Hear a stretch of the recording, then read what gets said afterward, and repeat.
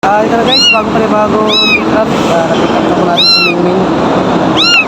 Galing sa Tondo. Siya, takot siya sa biyahe. Takot siya sa sakyan.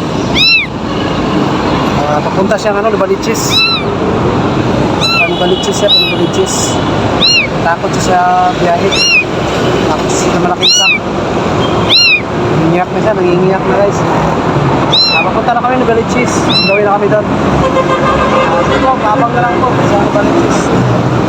Bye-bye po. Bye-bye. Novaliches na kami.